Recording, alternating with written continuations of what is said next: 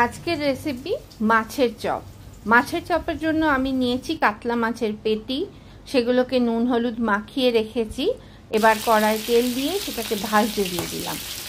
আমি মাছটা ভেজেই করি, এটা সেদ্ধ করেও কিন্তু চপটা বানানো যায়, কিন্তু আমি দুটো টাইপেই করে দেখেছি, ভেজে করলে বেশি টেস্টি হয়। তো এবার যেটা করব সেটা হলো পেঁয়াজ, কাঁচা লঙ্কা, আদাকে একদম খুব ফাইন চপ করে নেব। তো সেই জন্য আমি চপারের সাহায্য নিচ্ছি, সমস্তটা এর মধ্যে দিয়ে দেব। পেঁয়াজ, আদা, কাঁচা লঙ্কা দিয়ে আমি একদম ফাইন চপ করে নেব।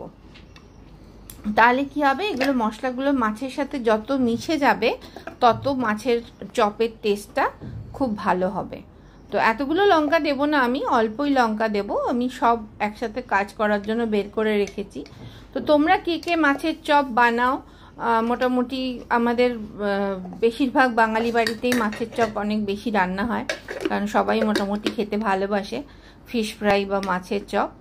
তো দেখো, যাই হোক, আমাকে জানিও কে কে মাছের চপ বানাও এবং কিভাবে বানাও, ভেজে না সেদ্ধ করে।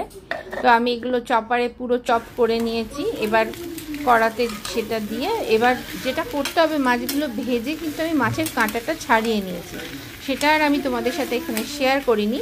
এবার বাছা মাছটা আর মশলা সমস্ত দিয়ে আগে পেঁয়াজ, রসুন, আদা ভালো করে কষিয়ে নিয়েছি, নিয়ে আমি ভাজা মাছটা দিয়েছি। আর তার সাথে আমি দেখো একটা আলু দিয়েছি। আলু সাধারণত আমি সেদ্ধ করে দিই, তো আজকে আমার সেদ্ধ করা হয়নি, ভুলে গিয়েছিলাম। তো লাস্টে আমি মাছের সাথে একটা আলুকেও ভেজে নিয়েছি, কারণ আলুটা দিলে মাছটার বাইন্ডিংটা ভালো হয়, তো সেই জন্য আলুটা দিতে হবে। তো আমি এবার এটাকে আস্তে করে সিম করে ভালো করে কষাবো, কষিয়ে মাছের পুরটা কিন্তু পুরো তৈরি করব। দেখো আমার পুর প্রায় রেডি, সুন্দর করে একদম মিশে গেছে। এবার ঠান্ডাও হয়ে গেছে। এবার এটাকে আমি হাত দিয়ে ভালো করে মেখে নেব, এবং যখন মাখবো তখন দেখে নিতে হবে যে আর কাঁটা ঠাঁটা আছে কিনা।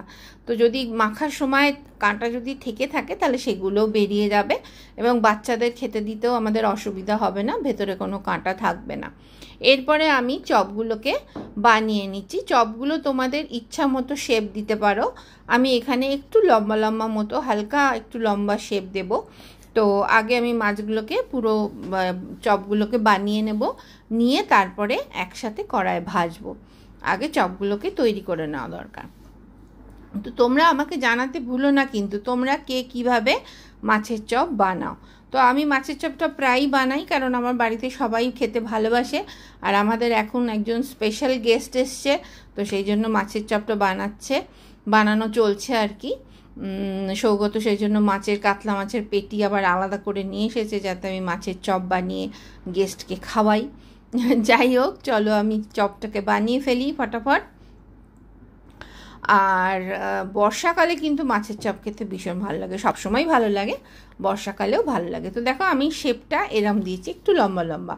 আর আমি একটা বাটিতে একটু নুন দিয়ে ডিমটা ফেটিয়ে নিয়েছি, আর নিয়েছি তার সাথে ব্রেড ক্রাম্ব দেখো আমি ডিমে চুবিয়ে আমি এর মধ্যে এই ব্রেডের গুঁড়োটার মধ্যে পুরো এটাকে ভালো করে মাখিয়ে নেব।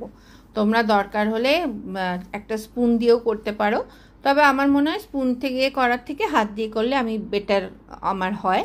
তো হাতের টাচটা লাগা মানে একটা ভালোবাসার ছোঁয়াও লাগা মাছের চপে। তো আমি এটাকে ডাবল কোট করছি, সেই জন্য আবার একবার আমি ডিমের মধ্যে চুবিয়ে নিলাম, নিয়ে এই ব্রেডের গুঁড়োর মধ্যে এটা করে নিলাম। এই ব্রেডের গুঁড়োটা আমার বাড়িতে বানানো নয়, এটা কেনাই আমার ব্রেডের গুঁড়ো। তবে আমি বাড়িতেও মাঝে মাঝে ব্রেডের গুঁড়োটা বানিয়ে রাখি, তো এখন ছিল না, তো সেটা এই জন্য এটা মানে প্যাকেটের ব্রেডের গুঁড়ো। তো দেখো এইভাবে আমি একটা একটা করে পুরো মাছের চপগুলো সব গড়ে নেব, নিয়ে ভাজবো। দেখো আমি মাছের চপগুলোকে সমস্ত গড়ে নিয়েছি, নিয়ে এবার একটা একটা করে ভাজতে হবে। আর ডাবল কোট করলে না জিনিসটা খুব ভালো হয়। তেলটা গরম হয়ে গেছে, আঁচটা কিন্তু মিডিয়াম টু লোতে আছে, বেশি হাই ফ্লেমে ভাজবো না, তাহলে তাড়াতাড়ি পুড়ে যাবে। আর এটা ভেতরটা অবশ্য রেডি করার কিছু নেই, কারণ ভেতরটা তো রেডি হয়েই আছে।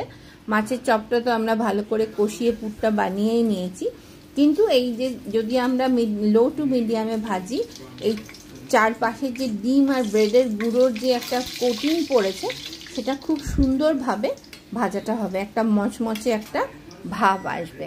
তো সেই জন্য আমি হালকা আঁচে এগুলোকে একটা একটা করে ভেজে নিচ্ছি। তবে ভাজার সময় কিন্তু ওলট পালট করার সময় একটু সাবধান, ভেঙে না যায়। মাছের চপ আমরা যে কোনো কিছু দিয়ে খেতে পারি, টমেটো সস বা কাসুন্দি দিয়েও পরিবেশন করতে পারো। তাহলে কিরম লাগলো অবশ্যই করে জানিও। আমার মাছের চপ তো রেডি, চলো টাটা।